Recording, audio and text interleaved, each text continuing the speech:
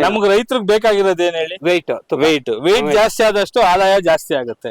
ಬೋಯರಿಗೆ ಶಿರೋಯಿ bread Rajasthan ಮತ್ತು ಮಧ್ಯಪ್ರದೇಶದಲ್ಲಿ ಬರುತ್ತೆ. ಶಿರೋಯಿ ಬ್ರೀಡ್ ಇದು ಶಿರೋಯಿ ಯಾವ್ದು ಸರ್? ಇದು ಶಿರೋ ಅಜ್ಮೀರಿ. ಇದು ಶಿರೋಯಿ ಅಜ್ಮೀರಿಗೆ ಬೋಯರ್ ಕ್ರಾಸ್ ಮಾಡಿಸಿರೋದು. ಬೋಯರ್ ತರನೇ ಒಂದು ಮರಿ ಹುಟ್ಟಿದೆ. ಬೋಯರ್ ನೋಡ್ಬೋದು ಅಲ್ಲಿದೆ. ನಿಮ್ಗೆ ಯಾರಿಗೆ ಒಂದು ಪ್ರಾಪರ್ ಕ್ರಾಸ್ ಮಾಡಿಸ್ಬೇಕು ಬೋಯರ್ಗೆ ಅಂತಂದ್ರೆ ಶಿರೋಯಿ ಅಜ್ಮೀರಿ ಬ್ರೀಡ್ ಒಂದು ಅತ್ಯುತ್ತಮವಾದ ಬ್ರೀಡ್ ಅಂತ ಹೇಳ್ತೀನಿ. ನೋಡ್ಬೋದು ಬೋಯರ್ಗಳು ಅಲ್ಲಿ ಹೆಂಗಿದಾವೆ ಮರಿಗಳು ಅಂತ ಕ್ರಾಸಿಂಗ್ಗೋಸ್ಕರ. South African bread Boyar weight ಜಾಸ್ತಿ ಬರ್ಲಿ ಅಂತ ಒಂದು ಬೋಯರ್ನ ಸಾಕ್ತಾರೆ. ನೋಡ್ಬೋದು ಸಾರ್ ಬಂದು ಶಿರೋಯಿ ಅಜ್ಮೀರ್ ಬ್ರೀಡ್ಗೆ ಒಂದು ಬೋಯರ್ ಬ್ರೀಡ್ ನ ಸೌತ್ ಆಫ್ರಿಕನ್ ಬ್ರೀಡ್ ನ ಶಿರೋಯಿಗೆ ಕ್ರಾಸ್ ಮಾಡಿಸಿದ್ರೆ ಸೇಮ್ ಬೋಯರ್ ತರನೇ ಬರುತ್ತೆ.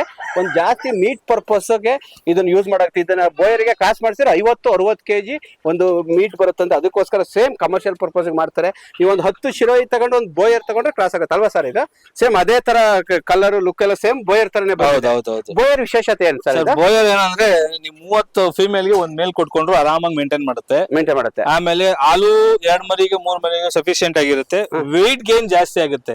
ನಮ್ಗೆ ರೈತರಿಗೆ ಬೇಕಾಗಿರೋದು ಏನ್ ಹೇಳಿ, ವೆಯ್ಟ್ ಜಾಸ್ತಿ ಆದಷ್ಟು ಆದಾಯ ಜಾಸ್ತಿ ಆಗುತ್ತೆ.